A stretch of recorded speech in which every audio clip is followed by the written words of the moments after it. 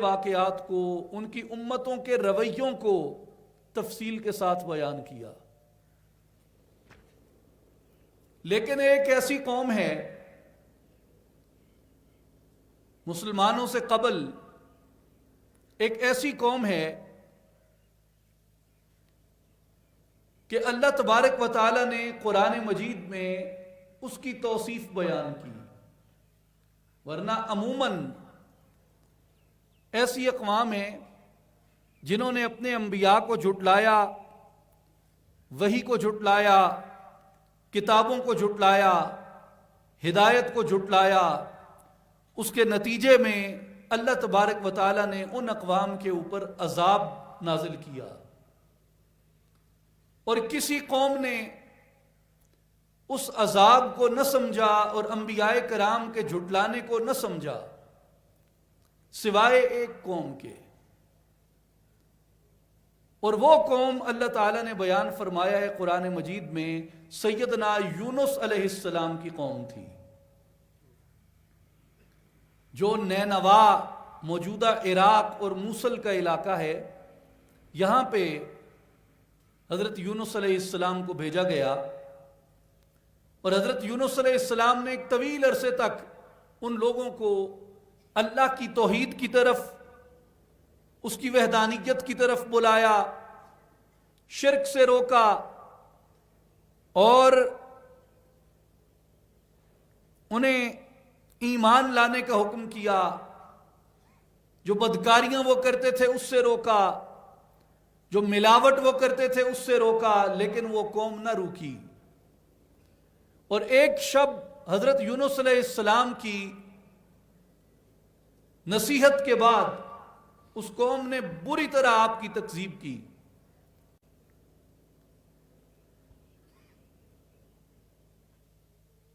تو کچھ بزرگ اکٹھے ہوئے، کچھ دانشور اکٹھے ہوئے، دانا اکٹھے ہوئے، انہوں نے آپس میں کلام کیا کہ اگر آج شب یونس علیہ السلام اسی بستی میں رہے، اس تکذیب کے بعد، اس جھٹلائے جانے کے بعد، تو اس کا مطلب ہے ہماری نجات کی امید ہے۔ لیکن اگر یونس علیہ السلام نے اس بستی کو چھوڑ دیا، اس بستی کو ترک کر دیا، تو پھر اللہ کے عذاب کا انتظار کرنا، کیونکہ اس سے پہلے بھی جن قوموں نے اپنے اندر آنے والے نبیوں کو جھٹلایا ہے، اللہ کے عذاب نے ان بستیوں کو ہلاک کر دیا اور تباہ کر دیا۔ جب صبح ہوئی، لوگوں نے ڈھونڈا تو حضرت یونس علیہ السلام نہ ملے، آپ اپنی بستی سے جا چکے تھے۔ تو میرے بھائیو، یہ اللہ کی توفیق ہوتی ہے۔ یہ واقعہ خود انسان کو ایک عبرت دیتا ہے کہ کتنی قومیں تھیں۔ حضرت صالح علیہ السلام کی قوم تھی، انہوں نے جھٹلایا اور بے نیازی کی۔ حضرت ہود علیہ السلام کی قوم تھی، انہوں نے جھٹلایا اور مہلت نہیں مانگی، رجوع نہیں کیا۔ حضرت لوط علیہ السلام کی قوم تھی، جھٹلایا، تکذیب کی، مگر معافی نہیں مانگی۔ لیکن یونس علیہ السلام کی قوم کا معاملہ یہ تھا کہ انہوں نے جھٹلایا، تکذیب کی۔ یونس علیہ السلام جب تشریف لے گئے تو ان کے رونگٹے کھڑے ہو گئے۔ اپنے گزشتہ قوموں کے واقعات سے انہوں نے عبرت حاصل کی کہ اللہ کا نبی ہم سے روٹھ کے چلا گیا، تو اب اللہ کے عذاب کا انتظار کرو۔ تو ان لوگوں نے آپس میں مکالمہ کیا، بڑے بیٹھے، انہوں نے اپنی قوم کو جمع کیا اور قوم کو سمجھایا کہ جب اللہ کسی نبی کو بھیجتا ہے تو وہ نبی اللہ کی رحمت ہوتا ہے اگر اس کی قدر کرو، اور اگر اس کی ناقدری کرو، اس کو جھٹلاؤ،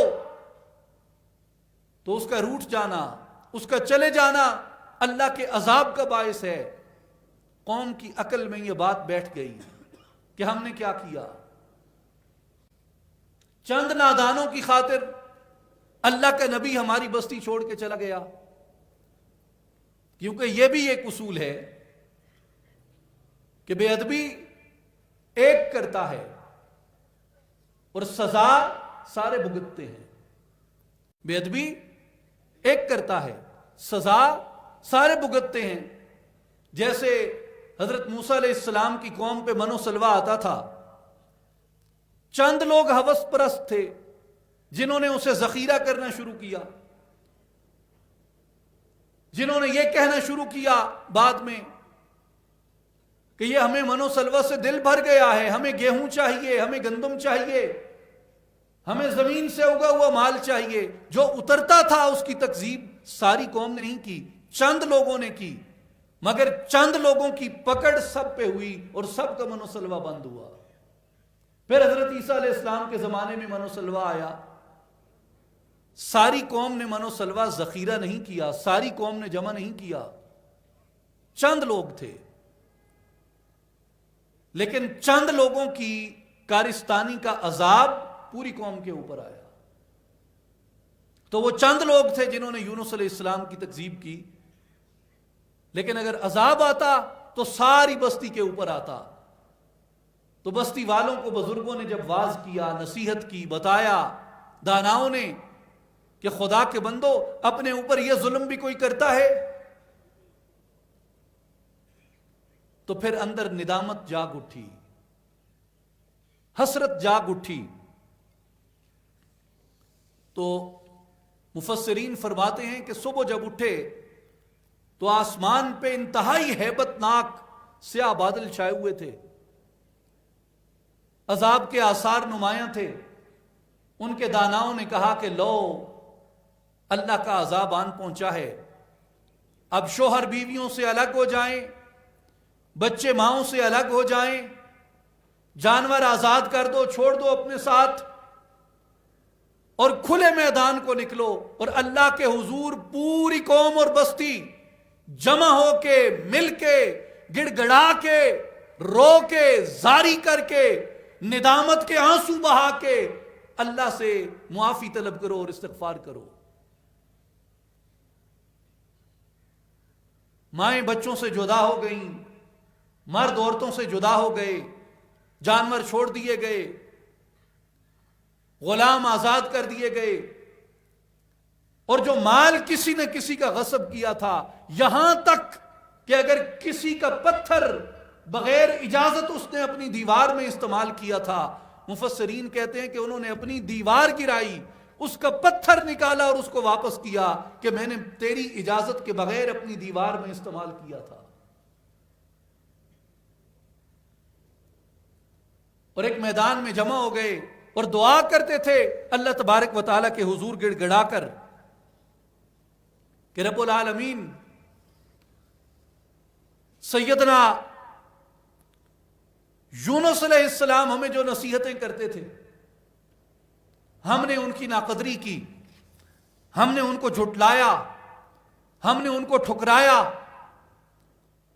ہمیں سیدنا یونس علیہ السلام یہ کہتے تھے کہ لوگوں غلام آزاد کیا کرو. رب العالمین ہم تیرے بندے ہیں، تیرے دربار میں حاضر ہیں، ہمیں اس عذاب سے نجات عطا فرما، اس عذاب سے آزادی عطا فرما. یونس علیہ السلام ہمیں کہتے تھے کہ جب کسی پہ ظلم کر بیٹھو، جب کسی پہ ستم کر بیٹھو تو اس سے جا کے معافی مانگو، اور کوئی تم پہ ظلم کرے اور آ کے معافی مانگے تو اس کو معاف کر دو. رب العالمین ہم نے اپنی جانوں پہ ظلم کیا، ہم یونس علیہ السلام کی نصیحت کے مطابق تیرے دربار میں حاضر ہیں، ہمارے ظلم و ستم کو معاف فرما، ہماری سرکشی کو معاف فرما. وہ یہ دعا کرتے کہ رب العالمین، یونس علیہ السلام ہمیں یہ وصیت کرتے تھے، یہ نصیحت کرتے تھے کہ بیچاروں کی، مسکینوں کی، عاجزوں کی دستگیری کیا کرو. رب العالمین آج ہم لاچار ہیں، آج ہم بیچارے ہیں، آج ہم کمزور ہیں، تیرے دربار میں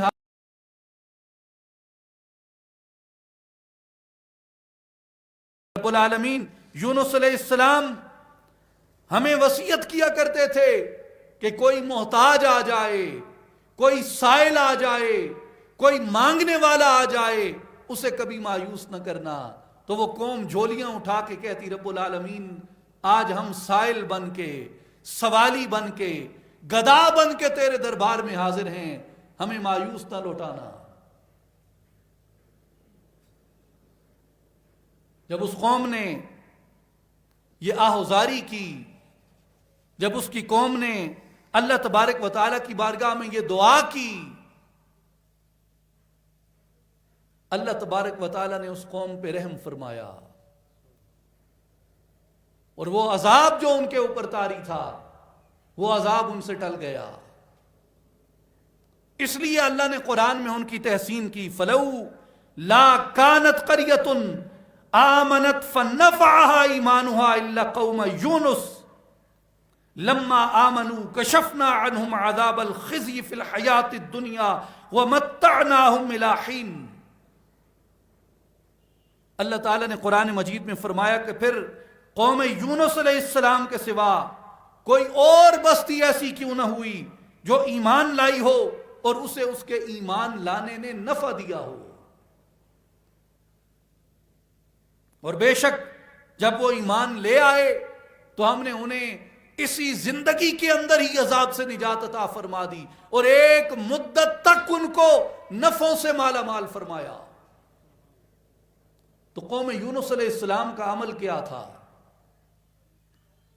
قوم یونس علیہ السلام کا جو عمل تھا وہ اپنے نبی کے پیغام کی طرف رجوع کرنا تھا. اپنے نبی کی جو ناقدری کی اس ناقدری سے واپسی کا راستہ اختیار کیا اور اللہ کے حضور روئے، گڑ گڑائے، استغفار کی، توبہ کی. اس لیے مولانا جلال الدین رومی رحمت اللہ علیہ کہتے ہیں کہ ہر کس کے بدرگاہ تو آمد بنیاز، محروم ز درگاہ تو کے گردد باز.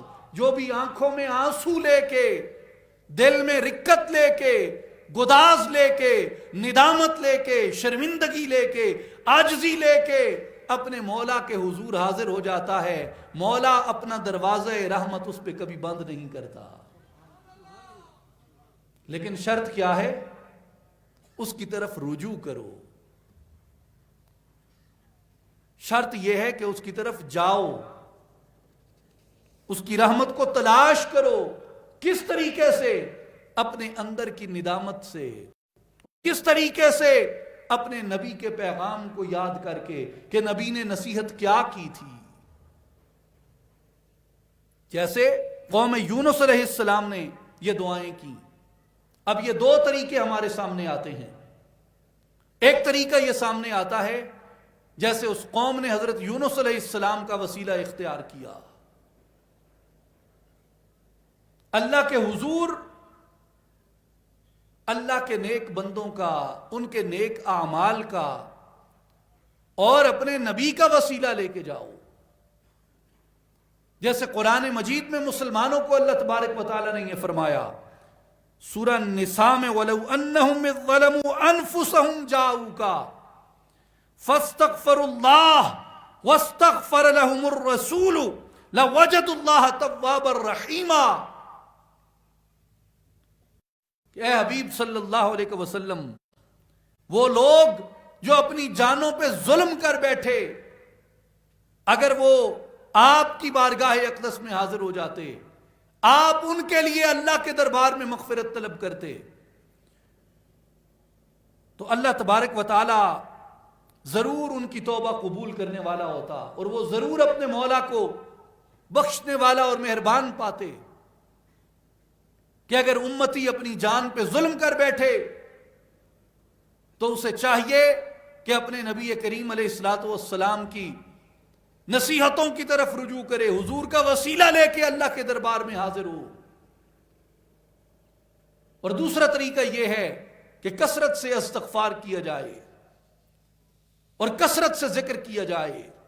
جیسے اللہ تبارک و تعالیٰ نے قرآن مجید میں فرمایا سورہ آل عمران میں والذین اذا فعلوا فاحشة او ظلموا انفسهم ذکروا اللہ فاستغفروا لذنوبهم. وہ لوگ جن سے کوئی برا کام سر انجام ہو جاتا ہے، اذا فعلوا فاحشۃ، جو برائی کر بیٹھیں، بدکاری کر بیٹھیں، یا ظلموا انفسہم، اپنی جانوں پہ ظلم کر بیٹھیں۔ اپنی جان پہ ظلم کیا ہوتا ہے میرے بھائیوں؟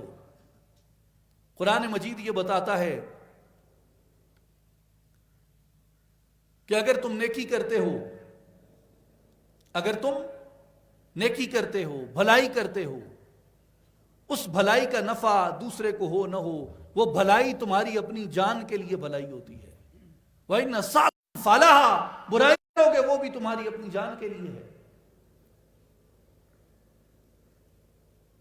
اگر کسی نے دوسرے پہ ظلم کیا، دوسرے پہ غصب کیا، دوسرے پہ بہتان لگایا، دوسرے کی عزت اچھالی، دوسرے کا حق مارا، دوسرے پہ تہمت لگائی، دوسرے کا نقصان ہو نہ ہو، اپنی جان پہ ظلم ہے،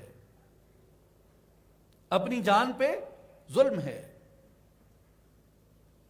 اس لیے میرے بھائیوں اور بزرگوں، قرآن مجید یہ کہتا ہے کہ جب تم اپنی جان پہ ظلم کر بیٹھو تو کیا کرو؟ ذکر اللہ، اللہ کا ذکر اختیار کرو، اللہ کا اختیار کرو۔ فاستغفروا لذنوبہم، اور پھر اپنے گناہوں کی معافی مانگو اللہ کے دربار میں۔ وَمَن يَغْفِرُ الذُّنُوبَ إِلَّا اللَّهُ، کون ہے سوائے اللہ کے جو تمہارے گناہوں کو معاف کرتا ہے؟ اس لیے میرے بھائیوں اور بزرگوں، ہم انسان ہیں، ہم حقیر ہیں، ہم کمزور ہیں، ہم میں نقص ہیں، ہم میں عیب ہیں، ہم میں خطائیں ہیں، ہم بھول جاتے ہیں، ہم تقصیر کر بیٹھتے ہیں، ہم غفلت کر بیٹھتے ہیں۔ لیکن غفلت ہو جائے، گناہ ہو جائے، تقصیر ہو جائے، بھول ہو جائے، کسی کو پتا ہو یا نہ ہو، اپنا ضمیر بھی ملامت نہیں کرتا۔ ضمیر تو بتاتا ہے۔ جب بھول ہو جائے تو اس وقت کیا کرنا چاہیے؟ اس وقت دو رویے ہیں، ایک رویہ ابلیس کا ہے، ایک رویہ آدم علیہ السلام کا ہے۔ ابلیس کا رویہ کیا تھا؟ جب غلطی کی، نافرمانی کی تو اکڑ گیا، کہتا ہے یہ تو تیری مشیت میں لکھا تھا، یہ تو تیری تقدیر میں لکھا تھا، میں نے کرنا ہی کرنا تھا۔ اور دوسری بات اکڑ گیا، اس نے کہا کہ میں آدم سے بہتر ہوں، اسے تو نے مٹی سے بنایا، مجھے تو نے آگ سے بنایا، میں اسے کیوں سجدہ کروں؟ لیکن دوسرا رویہ آدم علیہ السلام کا ہے کہ جب آدم علیہ السلام آزمائش میں مبتلا کیے گئے تو آدم علیہ السلام نے یہ نہیں کہا کہ میرا آزمائش میں مبتلا ہونا تیری مشیت میں تھا، یہ میں نے اچھا کیا جو کیا۔ آدم علیہ السلام نے آزمائش کے بعد عرض کی، ربنا ظلمنا انفسنا، اے میرے پروردگار ہم نے اپنی جانوں پہ ظلم کیا ہے، اگر تو نہیں بخشے گا اور اگر تو رحم نہیں کرے گا تو بے شک ہم خسارہ اٹھانے والوں میں ہیں۔ اولاد آدم، اپنے جد اعلیٰ کے رویے کو اختیار کرو۔ ہم میں کوئی فرشتہ نہیں ہے، ہم میں کوئی ملک نہیں ہے، ہم میں کوئی گناہوں سے مبرہ اور پاک نہیں ہے، ادنا سے ادنا بھی ہو ہم سے غفلت ہو سکتی ہے۔ اور ہم تو جس معاشرے میں رہتے ہیں، گناہوں کے ذرائع جتنے آسان ہیں، ہر روز ہم سے گناہ سرزد ہوتے ہیں، غلطی ہوتی ہیں۔ اپنے گناہ پہ کبھی اکڑنا نہیں چاہیے، اپنے گناہ پہ کبھی اصرار نہیں کرنا چاہیے، اپنی غلطی پہ کبھی دفاع نہیں کرنا چاہیے کہ میں نے جو کیا ٹھیک کیا۔ ہم اولاد آدم ہیں، غلطی کی ہے، اللہ کے حضور گڑ گڑاؤ، اللہ کے حضور سجدہ ریز ہو جاؤ کہ مولا تو معاف کرنے والا ہے۔ ہم تیرے حضور عاجزی لے کے، تیرے حضور اپنے گناہوں کی ندامت لے کے حاضر ہیں، اپنے کرم سے، اپنے فضل سے، اپنی رحمت کا صدقہ، اپنے پاک اسماء کے وسیلے سے، اپنے پاک کلمات کے وسیلے سے، اپنی پاک کتاب کے وسیلے سے، اور محمد مصطفیٰ احمد مجتبی صلی اللہ علیہ وسلم کے وسیلے سے ہمارے گناہوں کو معاف فرما، ہماری تقصیروں کو معاف فرما، ہماری خطاؤں کو معاف فرما، ہماری لغزشوں سے درگزر فرما۔ یہ وہ رویہ ہے جو اولاد آدم کو زیب دیتا ہے۔ خود یونس علیہ السلام امتحان میں ڈالے گئے اسی واقعے میں، یعنی آپ نے جب بستی چھوڑی تو حضرت یونس علیہ السلام، یہ بڑی دلچسپ بات ہے، یونس علیہ السلام نے جب بستی چھوڑی تو بعض مفسرین نے اس پہ یہ لکھا ہے کہ آپ نے یہ گمان فرمایا کہ بغیر اذن الہی اگر آپ نے قوم کے جھٹلانے پہ بستی کو چھوڑ دیا ہے تو شاید آپ سے اس پہ باز پرس نہ ہو، لیکن اللہ نے آپ کو ایک آزمائش میں رکھا۔ آپ دریا کے کنارے پہنچے، سمندر کے کنارے پہنچے، کشتی میں سوار ہو گئے، کشتی میں سوار ہوئے، کشتی جب گہرے پانیوں میں گئی تو کشتی ڈولنے لگی۔ ملاحوں نے کہا کہ کسی ایک کو قربانی دینی ہوگی کیونکہ کشتی میں وزن زیادہ ہے، بھار زیادہ ہے۔ تو کچھ لوگوں نے لکھا ہے اسرائیلیات میں سے کہ وہاں ایک دانا بیٹھا تھا، کوئی حساب کتاب کرنے والا تھا، اس نے کہا کہ اس کشتی میں ایک غلام ایسا ہے جو اپنے آقا سے بھاگ کے آیا ہے، وہ تلاش کرو اور اسے کشتی سے نکالو۔ تو اب کون مانے کہ وہ اپنے آقا سے بھاگا ہوا غلام ہے؟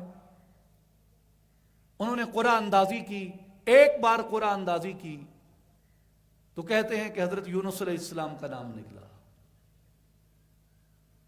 پھر دوسری بار قرآن اندازی کی، دوسری بار پھر حضرت یونس علیہ السلام کا نام نکلا۔ تیسری بار قرآن ڈالا، تیسری بار پھر حضرت یونس علیہ السلام کا نام نکلا۔ تو پھر حضرت یونس علیہ السلام نے اللہ کے حضور اپنی ندامت پیش کی، عرض کی مولا یہ میں ہی تیرا بھاگا ہوا غلام تھا جو تیرے اذن اور حکم کے بغیر اس بستی کو چھوڑ کے آ گیا، اگر تیری طرف سے میری یہ آزمائش ہے تو یہ آزمائش مجھے قبول ہے۔ حضرت یونس علیہ السلام یہ فرما کے دریا میں اتر گئے، یہ فرما کے سمندر میں اتر گئے، جسے قرآن مجید یہ فرماتا ہے اذ ابق الى الفلك المشحون فساهم فكان من المدحضين فالتقمه الحوت وهو مليم۔ انہوں نے بھری ہوئی کشتی کی طرف دوڑ لگا دی، اور جب کشتی بھنور میں پھنسی تو قرا ڈالا گیا تو حضرت یونس علیہ السلام کے نام ہی قرا نکلا اور وہی ان سے مغلوب ہوئے۔ اور آپ جب دریا میں اترے فَالْتَقَمَهُ الْحُوتُ وَهُوَ مَلِيمٌ، مچھلی نے ان کو نگل لیا، اور جب مچھلی کے پیٹ میں آپ گئے تو نادم رہنے لگے کہ میں اپنے مولا کے اذن اور اجازت کے بغیر آیا تو اس لیے مجھے اس آزمائش کے اندر مبتلا کیا گیا۔ امام ابن کثیر رحمۃ اللہ تعالی علیہ نے حضرت ابن مسعود رضی اللہ تعالی عنہ کا یہ قول مبارک لکھا ہے کہ آپ نے فرمایا کہ اللہ تبارک و تعالی نے اس مچھلی کو یہ وحی فرمائی، فَأَوْحَى اللَّهُ إِلَى ذَلِكَ الْحُوتِ أَلَّا تَأْكُلَ لَهُ لَحْمًا وَلَا تُهَشِّمَ لَهُ عَظَمًا فَإِنَّ يُونُسَ لَيْسَ لَكِ رِزْقًا وَإِنَّمَا بَطْنُكِ تَكُونُ لَهُ سِجْنًا۔ اللہ نے وحی کی مچھلی کو اور فرمایا کہ میرے نبی کا گوشت نہ کھانا، میرے نبی کا گوشت نہ کھانا، وَلَا تُحَشِّمَ لَهُ عَظْمًا، اس کی ہڈی نہ ٹوٹے، اس کی ہڈی نہ ٹوٹے، کیونکہ یونس खुराक के तौर पे तुम्हारे अंदर नहीं रखा गया। यूनुस, खुराक नहीं है तेरी कि तू इसकी हड्डी तोड़े या तू इसको चबाए या तू इसका गोश्त हजम करे, बल्कि फरमाया कि हमने तेरे पेट को अपने नबी की आजमाइश के लिए सिजन बनाया है, जिंदान बनाया है, कैद खाना बनाया है।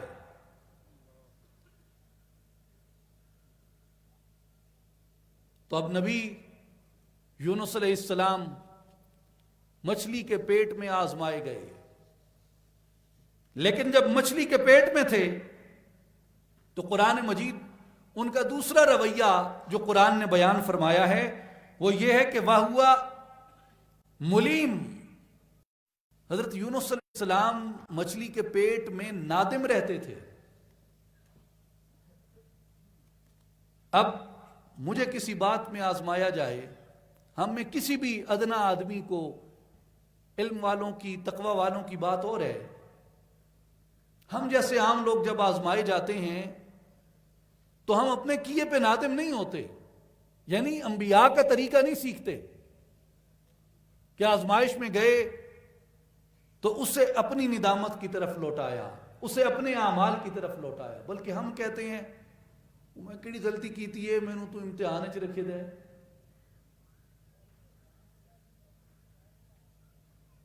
जब इम्तिहान में मुब्तला किए जाओ तो अपनी गलतियों को देखो,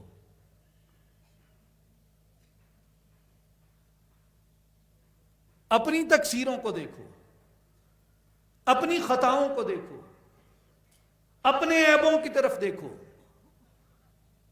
मेरे भाइयों, जिस शख्स में अपने ऐब टटोलने की सिकत नहीं है, अपने ऐबों में झांकने की सिकत नहीं है, वो आलिम हो सकता है, फाजिल हो सकता है, खतीब हो सकता है, लीडर हो सकता है, हुक्मरान हो सकता है, उस्ताद हो सकता है, मुहक्किक हो सकता है, साइंसदान हो सकता है, सारा कुछ हो सकता है, वो साहिब इखलाक नहीं हो सकता,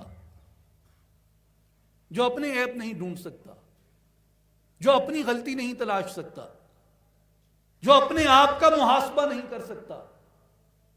आप जब सलूक में कदम रखते हैं, तसव्वुफ में कदम रखते हैं, किसी कामिल की निगरानी में, किसी कामिल की तरबियत में आते हैं, किसी शेख को, मुर्शिद को, उस्ताद को, पीर को पकड़ते हैं, वो सबसे पहली बात आपको क्या सिखाता है? तज़किया। तज़किया क्या है? तज़किया की पहली सीढ़ी अपना मुहासबा करना है। इमाम गजाली रहमतुल्लाह ताला अलैह ने रबीअ इब्न खसीम के बारे में लिखा अहयाउल उलूम में कि रबीअ इब्न खसीम जब रात को सोते थे, आदत गौर करें, ये आजकल हम बड़ा सुनते पढ़ते रहते हैं ना कि good habits, life changing habits, ये सालिहीन अपने अकाबरीन की हैबिट्स देखें, उनकी हैबिट्स क्या थी, आदतें क्या थी उनकी। हजरत रबीअ इब्न खसीम की हैबिट लिखते हैं इमाम गजाली रहमतुल्लाह अलैहिमा कि रबी रात को सोने से पहले कागज और कलम लेके सारे दिन में जुबान से जो लफ्ज अदा किया होता था उसे बैठ के लिख लेते थे। जो कुछ बोला है ना दिन में, यानी इससे बात की है, उससे बात की है, खान से बात की है, मलक से बात की है, मियाँ से बात की है, छोटे से बात की है, बड़े से बात की है, आलिम से बोले हैं, जाहिल से बोले हैं, जिससे बोले हैं, जो कहा है जुबान से वो लिख लेते थे। लिख के उसका तज्जिया करते थे कि इनमें कौन सी ऐसी बात है जो मंशाए इलाही के खिलाफ है, कौन सी ऐसी बात है जो मेरे रब के हुक्म के, मेरे रब के अमर के खिलाफ है, कौन सी बात है जो उसकी नाराजगी का मूजिब हो सकती है। उन बातों को देखते और जिस बात को पाते उस पे सोने से पहले तौबा करते, सोने से पहले मुआफी मांगते, अपने नफ्स पे नादिम होते। तो यूनुस अलैहिस्सलाम का रवैया क्या था कि यूनुस अलैहिस्सलाम रोते थे, निदामत करते थे। मेरे भाई और बुजुर्गों, हम इज्जत चाहते हैं कि दूसरे पे अकड़ कर हम इज्जत ले लेंगे, اکڑ کے کس کو عزت ملی ہے؟ ڈٹھائی میں کس کو عزت ملی ہے؟ بگڑ کے کس کو عزت ملی ہے؟ من کان یرید العزت فللہ العزت جمیعا، جو عزت لینا چاہتا ہے آ جاؤ، سب عزتوں کا مالک اللہ ہے۔ عزت اللہ دیتا ہے، عزت اللہ کے ہاتھ میں ہے۔ جو عزت چاہتا ہے اپنے مولا کا در کھٹکھٹائے۔ میرے بھائیوں، منصب سے عزت نہیں ملتی، عہدے سے عزت نہیں ملتی، دولت سے عزت نہیں ملتی، رتبے سے عزت نہیں ملتی، جائیداد سے عزت نہیں ملتی، جاگیر سے عزت نہیں ملتی۔ عزت کون دیتا ہے؟ جو عزتوں کا مالک ہے۔ فَإِنَّ الْعِزَّةَ لِلَّهِ جَمِيعًا، سب عزتوں کا مالک اللہ ہے۔ وہ جسے چاہتا ہے اسے عزت عطا کرتا ہے، جسے چاہتا ہے اسے رسوا کر دیتا ہے۔ اور میرے بھائیوں، آپ کے اور میرے کریم محبوب کملی والے حبیب صلی اللہ علیہ وآلہ وسلم کا فرمان ہے، لوگوں دو کام کرو، اگر خسارہ ہو قیامت کے دن مجھ سے پورا کر لینا۔ حضور نے کہا کہ بانٹو، سخاوت کرو۔ اگر کوئی سخی اپنی سخاوت کی وجہ سے غریب ہو جائے، قیامت کے دن مجھ سے اپنا مال لے لے۔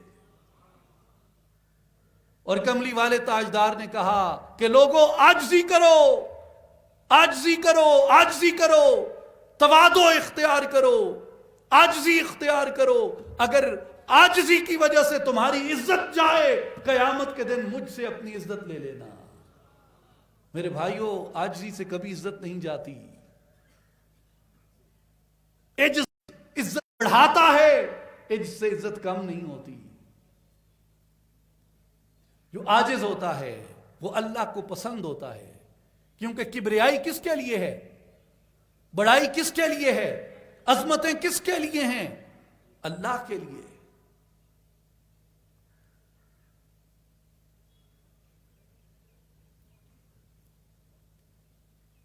جبار وہ ہے، متکبر وہ ہے۔ بندوں کا کام نہیں ہے کہ بندے جبار بن جائیں، بندوں کا کام نہیں ہے کہ بندے متکبر بن جائیں۔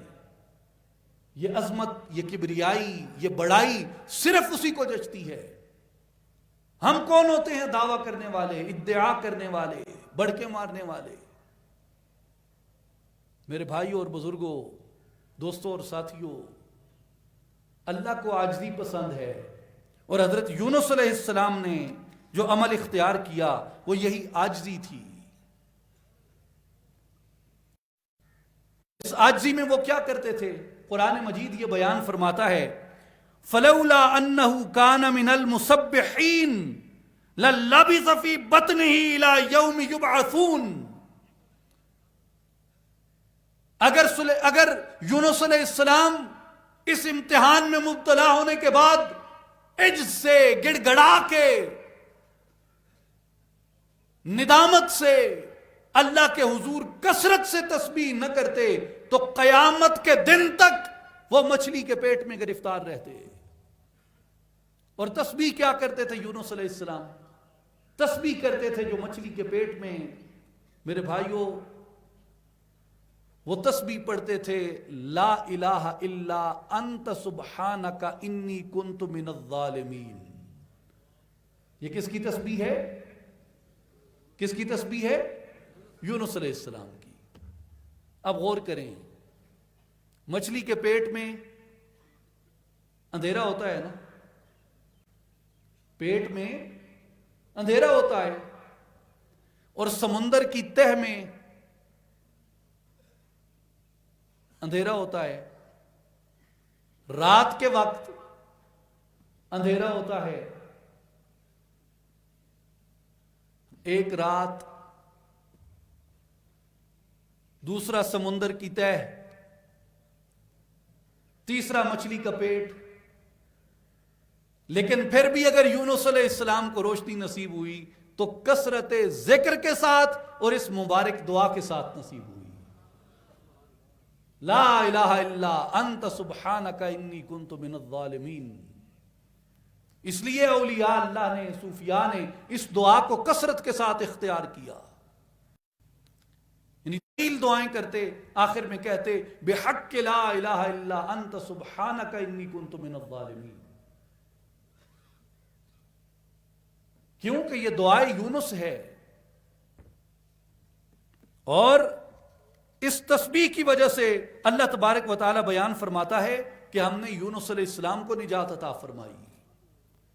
او بالتسبیح از تن ماہی بجست، چیست تسبیح آیت روزے اللہ۔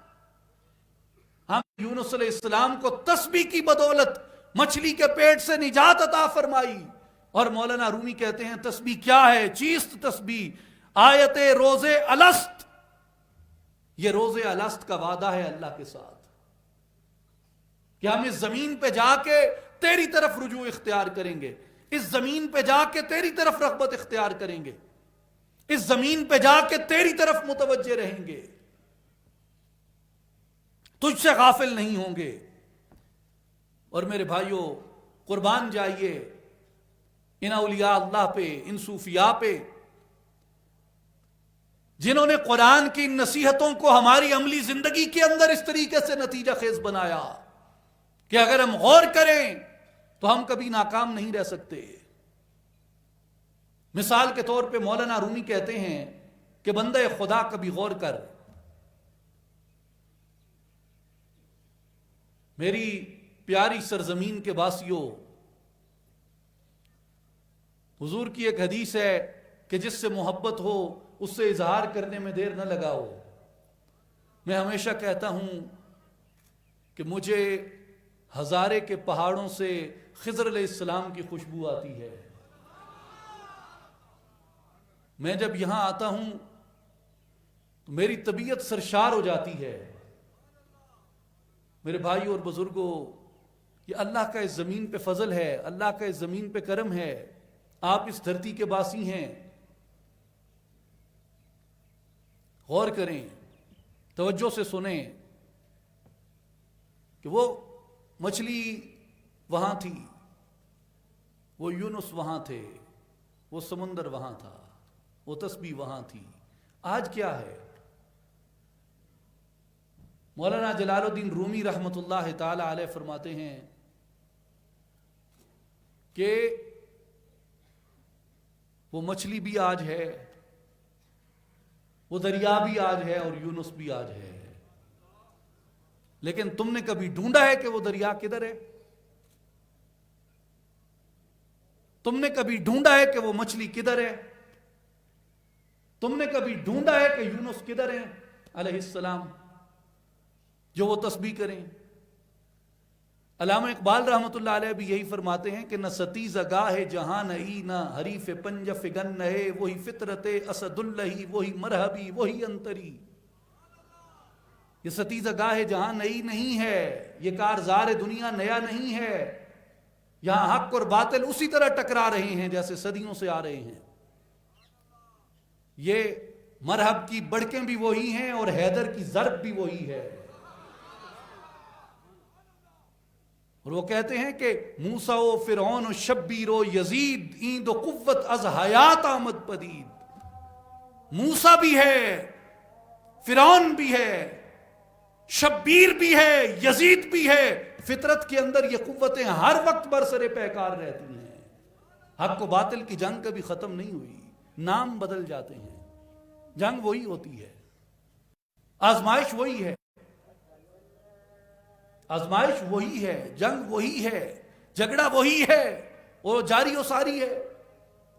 تو وہ کہتے ہیں کہ تم غور کرو، اس فطرت میں حیدر بھی موجود ہے، مرحب بھی موجود ہے، اس فطرت میں موسیٰ بھی موجود ہے، فرعون بھی موجود ہے۔ اپنی جگہ تلاش کرو، اپنے آپ کا محاسبہ کرو، تم کس طرف کھڑے ہو؟ حیدر کی جانب یا مرحب کی جانب؟ فرعون کی جانب یا موسیٰ کی جانب؟ یزید کی جانب یا شبیر کی جانب؟ کدھر کھڑے ہو؟ غور کرو۔ تو اپنے زمانے میں ان واقعات کو پرانا نہ سمجھو۔ مولانا رومی کہتے ہیں کہ اسی طرح اس واقعے کو بھی پرانا نہ سمجھو کہ یونس علیہ السلام کا واقعہ کوئی ماضی تھا، گزر گیا۔ یونس آج بھی ہیں، آج بھی ہے، سمندر آج بھی ہے، کدھر ہے؟ مولانا رومی کی زبانی عرض کرتا ہوں، ایک مرتبہ درود پاک پڑھیں، اللہم صلی علی سیدنا و مولانا محمد وعلی آل محمد وبارک وسلم۔ این جہاں دریاست، این جہاں دریاست، و تن ماہی و روح یونس محجوب اندر، یونس محجوب از نور صبوح۔ این جہاں دریاست، یہ دنیا سمندر ہے، یہ دنیا سمندر ہے، و تن ماہی یہ بدن مچھلی ہے، و روح یونس اور اس کے اندر جو روح ہے وہ یونس ہے۔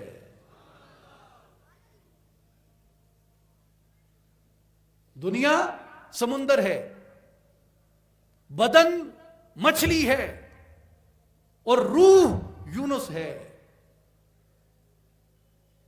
تو ایک سمندر کا اندھیرا، مچھلی کے بطن، مچھلی کے پیٹ کا اندھیرا، اور اندر یونس ہے۔ وہ فرماتے ہیں کہ تیرے یونس کو تب تک روشنی نہیں ملے گی جب تک تو اسے اللہ کے ذکر سے روشن نہیں کر دیتا، جب تک تو اسے اللہ کے ذکر سے روشن نہیں کر دیتا۔ اس لیے انہوں نے فرمایا، مولانا جلال الدین رومی نے، گر نبودے او مسبح بطن نون، حبس و زندہ نش بدیتا یبعثون، کہ اگر یونس علیہ السلام اللہ کا ذکر کرنے والے نہ ہوتے، اللہ کی تسبیح کرنے والے نہ ہوتے، تو قرآن کہتا ہے مچھلی کے پیٹ میں قیامت تک رہتے، اندھیرے کے اندر رہتے، ظلمت کے اندر رہتے۔ لیکن اللہ کے ذکر نے، تسبیح کی کثرت نے انہیں اس آزمائش سے نجات عطا کی، اس اندھیرے سے نجات عطا کی جو اندھیرا تہ بتہ تھا۔ میرے بھائیوں اور بزرگوں، ہماری روح جس امتحان کے اندر ہے، جس قید خانے کے اندر ہے، حضور علیہ الصلوۃ والسلام کی حدیث ہے، کیا دنیا سجن المؤمن، یہ دنیا مومن کے لیے قید خانہ ہے، اور یہ جسم ہماری روح کے لیے قید خانہ ہے۔ آپ حضرت سخی سلطان باہو رحمت اللہ تعالی علیہ کا کلام سنتے ہوں گے۔ آپ کا ایک بیت ہے، چڑھ چنا تے کر روشنائی، تیرا ذکر کریں دے تارے ہو، گلیاں دے وچ پھرن نمانے، لالاں دے ونجارے ہو، شالا مسافر کوئی نہ ہووے، ککھ جنہ تھی بھارے ہو، تاڑی مار اڈاؤ نہ یا حضرت باہو، اساں آپے ہی اڈن ہارے ہو۔ اس کا مطلب کیا ہے؟ اس کا مطلب یہ ہے کہ روح یہ فریاد کرتی ہے اس دنیا کے اندر، روح یہ فریاد کرتی ہے اس دنیا کے اندر۔ یہ روح ان ستاروں کی مانند ہے جو چاند کی گردش کرتے ہیں، چاند کی بزم سجاتے ہیں۔ وہ فرماتے ہیں کہ یوم الست تیرا نور جگمگاتا تھا، ہماری روحیں تیرے نور کا طواف کیا کرتی تھیں۔ اے وہ چاند جو یوم الست کو ہمیں اپنی بزم میں رکھتا تھا، آج اس تاریک رات میں پھر اپنی جلوہ نمائی کر دے۔ چڑھ چنا کر روشنائی، تیرا ذکر کریں دے تارے ہو۔ تاروں سے مراد روحیں ہیں جو اس کے وصال کے لیے تڑپ رہی ہیں، جو اس کے وصال کے لیے بے چین ہیں۔ گلیاں دے وچ پھرن نمانے، لالاں دے ونجارے ہو۔ ونجارے تاجر کو کہتے ہیں، لال موتی کو، جواہر کو، ہیرے کو کہتے ہیں، ڈائمنڈ کو کہتے ہیں، کہ یہ جو قیمتی موتیوں کے تاجر تھے، یہ جو قیمتی موتیوں کے فروخت کرنے والے تھے، جو ہیروں کے مالک تھے، جو جواہرات کے مالک تھے، آج اس زمین پہ آ کے گلیاں دے وچ پھرن نمانے، وہ نمانے مسکین عاجز اور لاچار ہو کے گھوم رہے ہیں۔ ایک اور بیت میں آپ نے یہی بات کی کہ بن چلایا طرف زمین دے عرشوں فرش ٹکایا ہوں گھر تھی ملیا دیس نکالا اسا لکھیا جھولی پایا ہوں رونی دنیا نہ کر جھیڑا ساڈا اگے جی گھبرایا ہوں اسی پردیسی ساڈا وطن دراڈھا یا حضرت باہو دم دم غم سمایا ہوں. ہم پردیسی ہیں اور پردیسی یہ جسم نہیں ہے, یہ جسم تو اپنے دیس میں ہے. اس جسم کا دیس تو مٹی ہے. پردیس سے کون آئی؟ پردیس سے روح آئی ہے. روح اس جہان سے نہیں ہے, روح اس دنیا سے نہیں ہے. جسم اسی زمین پہ رہ جاتا ہے, روح عالم بالا میں چلی جاتی ہے, عالم ارواح میں چلی جاتی ہے, برزخ میں چلی جاتی ہے. تو معلوم ہوا روح کا یہ وطن نہیں ہے. گلیاں دے وچ پھرن نمانے, اس زمین پہ نمانوں کی طرح پھرتی ہے. لالاں دے ونجارے ہوں, جو ہیرو جواہروں کی تاجر تھی, شالا مسافر کوئی نہ تھی وے. اب یہ آ گیا کہ یونس علیہ السلام مچھلی کے پیٹ میں ہیں, اس آزمائش اور امتحان کے اندر مبتلا ہیں. صوفیاء یہ بھی تشبیہ دیتے ہیں کہ جب سیدنا امام عالی مقام امام حسین رضی اللہ تعالی عنہ, اذان کے بعد میں گفتگو کا آخری حصہ آپ سے عرض کرتا ہوں, آپ محبت سے تشریف رکھیں.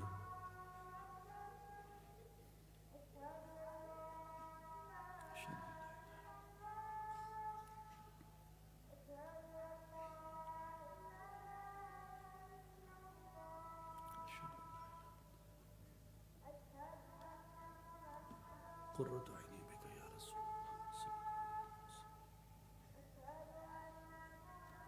قرۃ عینی بک یا رسول اللہ, حی علی الصلاۃ, لبیک یا رسول اللہ, لبیک یا رسول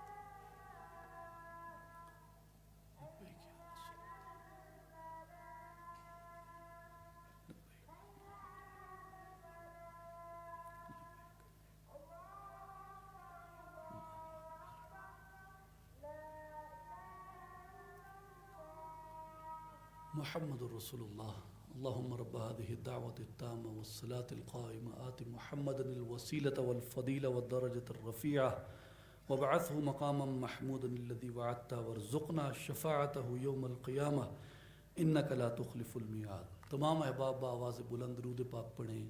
اللہم صلی علی سیدنا و مولانا محمد وعلى آل محمد واصحاب محمد وازواج محمد وبارک وسلم وصلی علیہ. تو وہ اسے سیدنا امام حسین رضی اللہ تعالی عنہ سے تشبیہ دیتے ہیں کہ آپ جب کربلا میں پہنچے تو فرماتے ہیں کہ آپ کا وطن مدینہ طیبہ تھا. آزمائش کے لیے, استقامت دنیا کو دکھانے کے لیے, مصائب میں صبر کی جرت, صبر کا مظاہرہ دکھانے کے لیے آپ کو کربلا کے ریگزار میں بھیجا گیا. تو وہ فرماتے ہیں کہ یہ بالکل ایسا ہے کہ جیسے عالم بالا مدینہ طیبہ ہے اور یہ دنیا کربلا ہے, اور جو روح ہے یہ حسین کی طرح یہاں بھیجی گئی کہ صبر سے, ہمت سے, استقامت سے یہاں پہ جمے ڈٹی رہے اور اللہ کے امر کو نافذ کرے. یہ بے شک فنا ہو جائے مگر اللہ کے قول کو ترک نہ کرے, اللہ کے راستے کو ترک نہ کرے, اس کی اذان کو ترک نہ کرے, اور محمد الرسول اللہ صلی اللہ علیہ وآلہ وسلم کی محبت کو, حضور کے راستے کو, حضور کے عہد و پیمان کو ترک نہ کرے. شالا مسافر نہ تھی وے ککھ جنا تھی بھارے ہوں, تن کے بھی بھارے ہو جاتے ہیں مسافر پر. تاڑی مار اڑاؤ نہ یا حضرت باہو, اساں آپ ہی اڈن ہارے ہوں, کہ ہمیں کیوں تم دھمکی دیتے ہو کہ ہم تمہیں مار دیں گے. آپ فرماتے ہیں ہم تو خود ہی اس دنیا سے پرواز کرنے کے لیے تیار بیٹھے ہیں. آپ دیکھیں نا, ایک کھیتی ہوتی ہے, کھیتی میں آپ نے دانا ڈالا, دانا ڈال کے کسان اس کے کنارے پہ بیٹھ گیا, اور کبوتر آتے ہیں, فاختہ آتی ہے, چڑیا آتی ہے دانا چگنے کے لیے.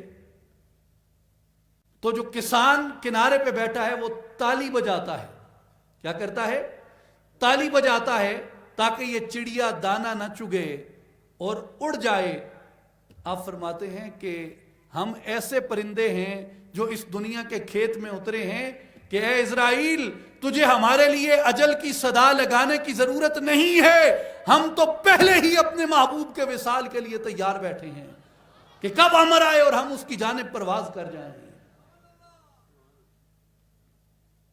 تاڑی مار اڑاؤ نہ یا حضرت باہو, اساں آپ ہی اڈن ہارے ہوں, تھا زندگی میں مرگ کا دڑکا لگا ہوا, اڑنے سے پیشتر ہی میرا رنگ زرد تھا.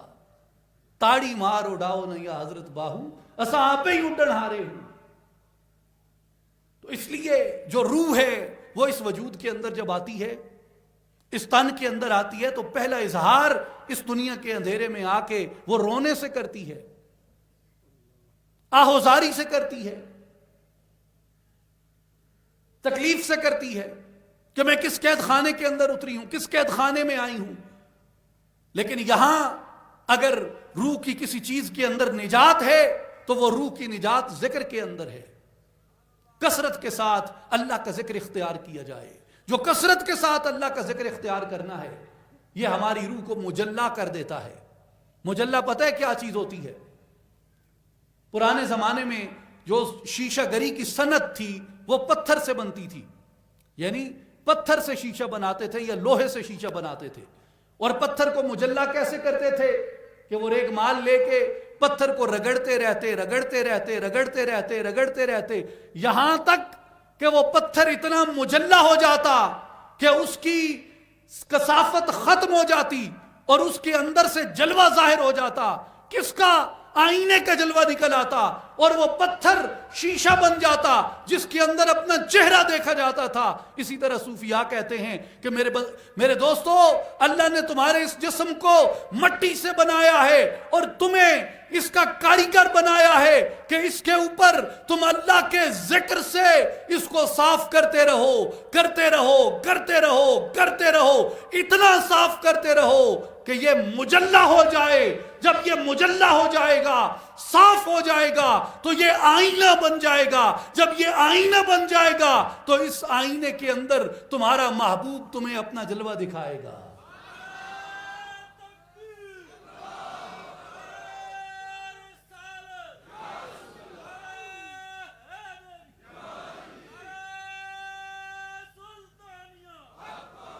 اس لیے آئینے کو مجلا کیا جاتا ہے, پتھر کو ریگ مال سے رگڑ کے اس کا تزکیہ کیا جاتا ہے, صاف کیا جاتا ہے. اور جب وہ صاف ہو جاتا ہے تو پھر اس کے اندر محبوب اپنا جلوہ لے کے آتا ہے. اگر محبوب آ جائے, یہ میں مجازی مثال دے رہا ہوں, اطلاق اس کا حقیقت پہ ہوگا. مثال مجاز کی ہے, اطلاق حقیقت پہ ہوگا. وہ مثال یہ ہے کہ آپ نے آئینہ رکھا, آپ کا محبوب آیا آئینہ دیکھنے, آئینے پہ زنگ بھی تھا, گرد و غبار بھی تھی, تو محبوب کو سنورنے کے لیے اپنا چہرہ نظر نہیں آئے گا, اپنی زلفیں نظر نہیں آئیں گی, اپنی آنکھیں نظر نہیں آئیں گی, تو وہ اس آئینے سے رخ موڑ کے کسی اور آئینے کی جانب جائے گا جس کے سامنے وہ اپنی جلوہ نمائی کر سکے, جس کے سامنے وہ اپنا اظہار کر سکے, جس کے سامنے وہ اپنا آپ دکھا سکے. اس لیے کہ اس آئینے کو جس کے سپرد کیا گیا ہے اس آئینے نے محبوب کی قدر کی ہے, اور محبوب کی قدر کے اندر یہ شامل ہے کہ جب محبوب آئے تو آئینے کو صاف رکھا جائے. اور اگر جو آئینے صاف نہیں کرتا, زنگ کو نہیں اتارتا, میل کچیل کو نہیں اتارتا, تو اس کا مطلب یہ ہے کہ اس کی نظر میں محبوب کی قدر نہیں ہے. وہ آئے بھی تو ٹھیک ہے, نہ آئے بھی تو ٹھیک ہے, اور آئے بھی تو جلوہ نہ دکھائے تو بھی ٹھیک ہے. تو پھر بندہ محجوب رہتا ہے, بندہ حجاب کے اندر رہتا ہے, بندہ پردے کے اندر رہتا ہے. وہ کبھی اپنے محبوب کے جلوے کو اپنے آئینے کے اندر جلوہ نما ہوتے ہوئے نہیں دیکھ سکتا. اس لیے صوفیاء کہتے ہیں جو اللہ کے ذکر کی قوت سے سنت یونس علیہ السلام میں اپنے دل کے اس آئینے کو صاف کر دیتا ہے، زنگ ہٹا دیتا ہے، حجاب ہٹا دیتا ہے، پردے ہٹا دیتا ہے، تو محبوب سنور کے اس کے آئینے کے سامنے آ کے اپنی جلوہ نمائی کرتا ہے، اپنا حسن بکھیرتا ہے.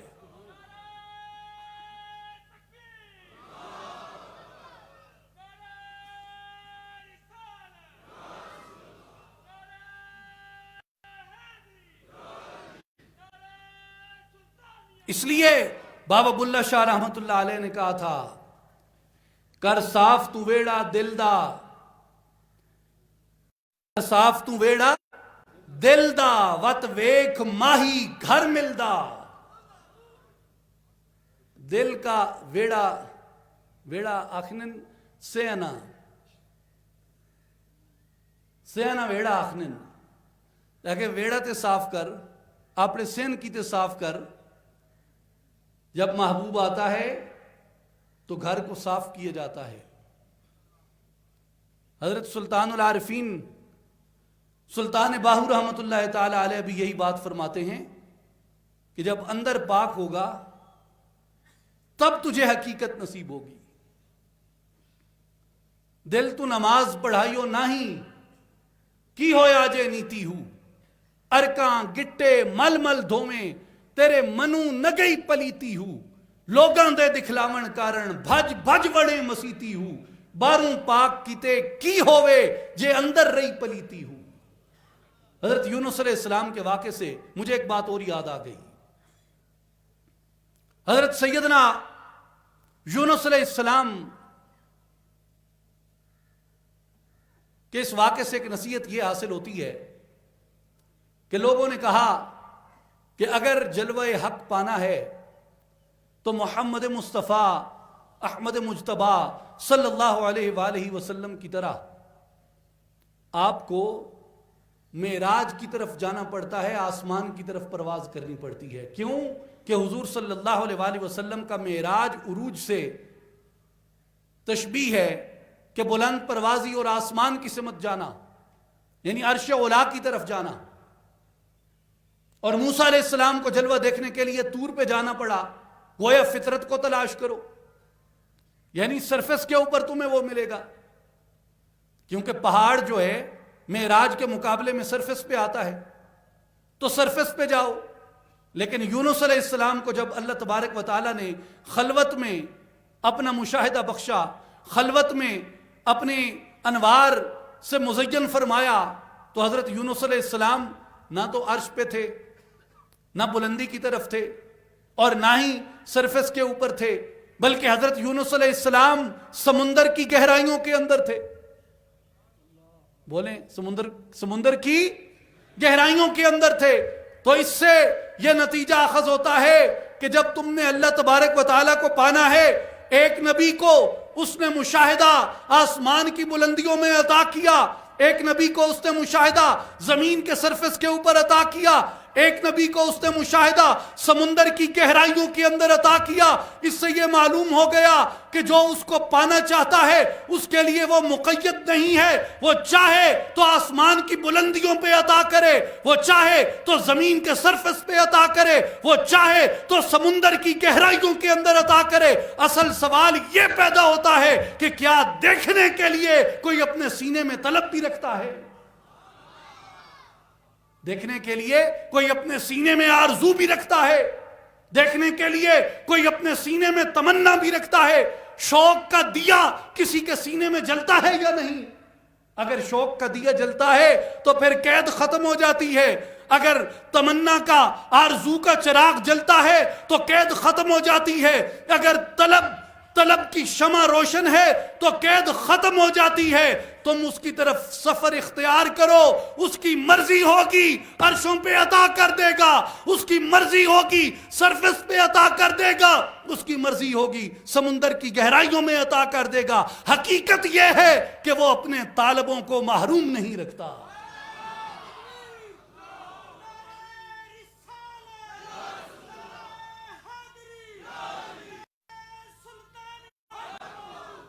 وہ اپنے طالبوں کو محروم نہیں رکھتا.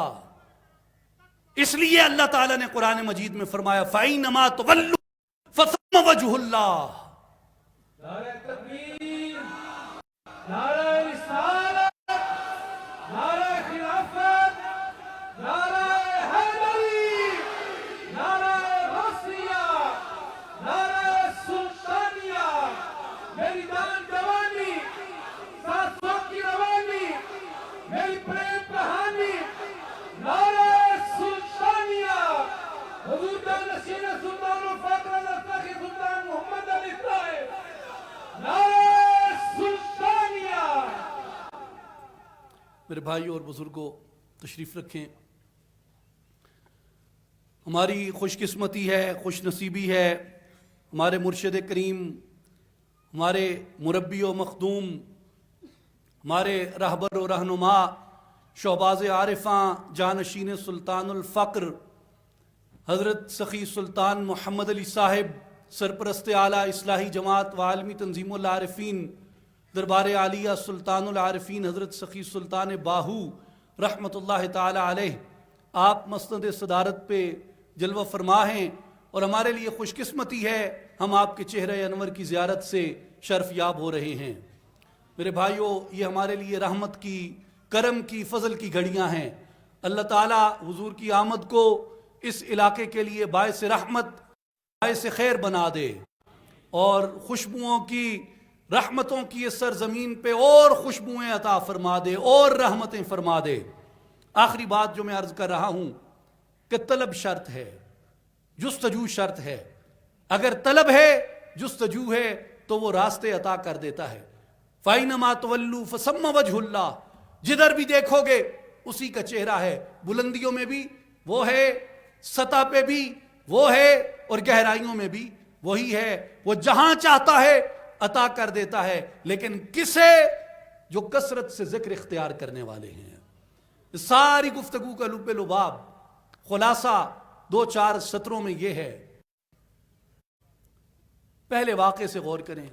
حضرت یونس علیہ السلام کی قوم کی اللہ نے جو توصیف کی اس بنیاد پہ کی کہ انہوں نے اپنی مہلت کو ضائع نہیں کیا، نادم ہوئے اور اپنی ندامت پہ اللہ کے حضور استغفار کیا. اللہ نے ان سے عذاب ٹال دیا. تو جب کوئی عذاب آئے استغفار کرو اور نبی کا وسیلہ کرو. دوسری بات، حضرت یونس علیہ السلام جب آزمائش میں مبتلا ہوئے تو حضرت یونس علیہ السلام نے کثرت ذکر کو اختیار کیا. کثرت ذکر نے حضرت یونس علیہ السلام کو اس ظلمت سے، تاریکی سے نجات عطا کی. میرے بھائیوں اور بزرگوں، کثرت ذکر ہمارے سینے کو روشن کرتی ہے، ہمارے دل کو روشن کرتی ہے، ہمارے اندر کو اور ظاہر کو روشن کرتی ہے.